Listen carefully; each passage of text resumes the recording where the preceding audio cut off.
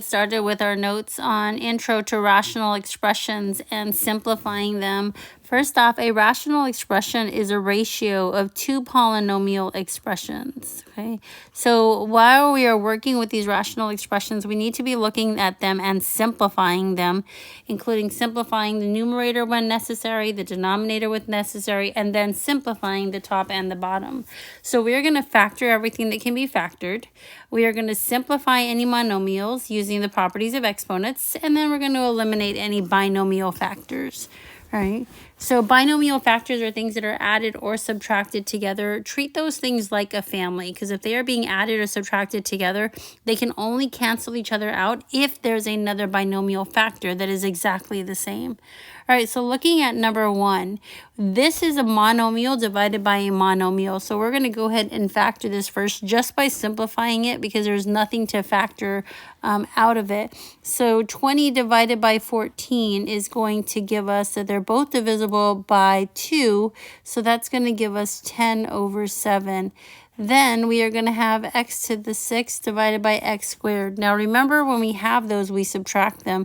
So that's going to be x to the 4th. Okay. So let me write that property down right over here on the side.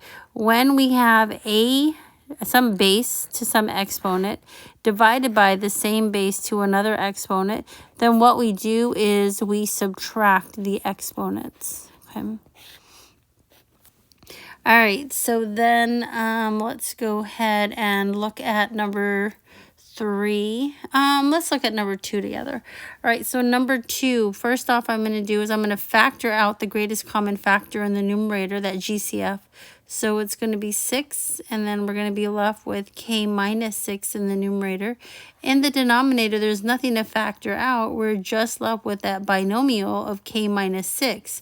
Now, when I look at these two, they both have k minus 6 in common.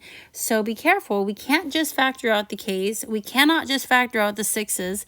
We have to factor out the entire binomial, because they are like families that belong together. Okay, so we are left with, in that case, is just 6 over 1, or our solution would be 6.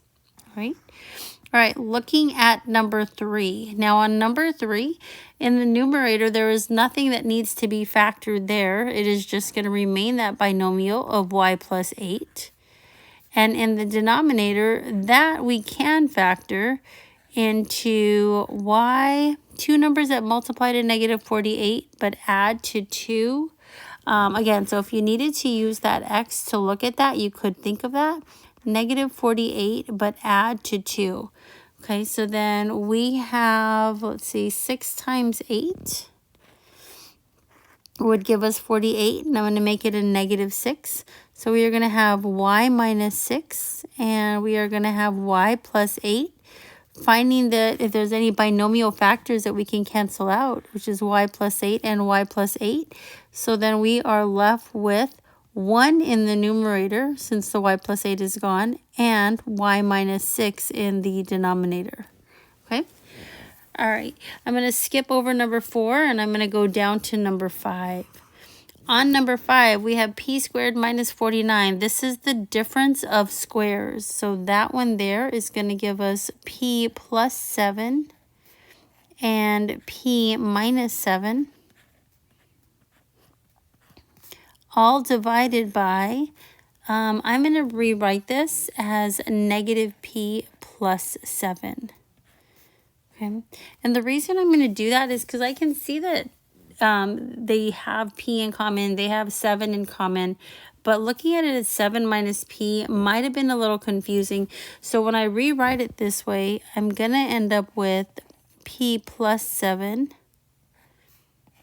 p minus 7 in the numerator, and then in the denominator, I'm going to factor out a negative 1, and I'm going to be left with p minus 7 as my denominator binomial. Now what I can do is I can cancel out these factors here, and then I've got p plus 7 divided by negative 1, or negative 1 times p plus 7,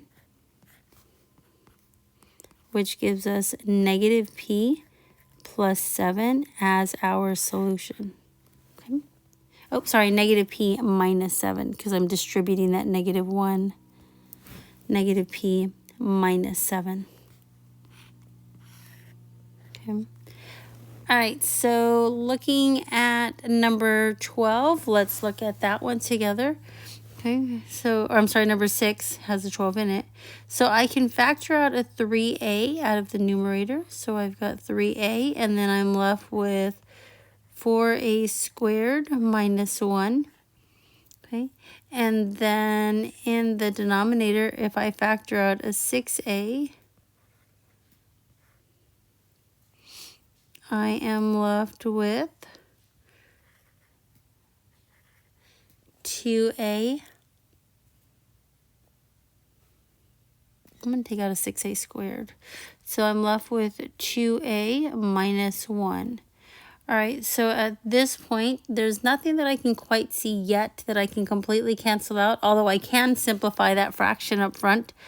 I'm going to go ahead, though, and just factor it a little bit more. So I'm going to have 3a, and I'm going to have 2a minus 1, and 2a plus 1, because that is a difference of squares, all divided by 6a squared over 2a minus 1. Okay. I can factor out that binomial. And now I'm going to go ahead and reduce this. 3/6 is going to reduce to 1/2. And a squared is going to leave me with 1a in the denominator. And in the numerator, I'm left with 2a plus 1. Okay. So that comes out to 2a plus 1 divided by 2a. Now we cannot cancel out that 2a because they're not the exact same factors. 2a plus 1, that 2a in the numerator needs to go with plus 1, and in the denominator there is not a plus 1 with it, so they cannot be eliminated. Okay. All right, last one that I'm going to do with you guys here is I'm going to go ahead and go with number 8 on my last example. So the first two, what I can factor out in the numerator is a 5, and I will be left with 9 minus w. Okay. In the denominator, I can go ahead and factor out, let's see, 3w squared. Nothing that I can take out with that 3 because 28 cannot be divided by 3. So I'm going to go ahead and look at factoring when a is not 1. I need two numbers that multiply to 27 and add to negative 28. Well, that would be negative 27 and negative 1. So in the denominator, I'm trying to figure out where I want to write this so I can look at it all.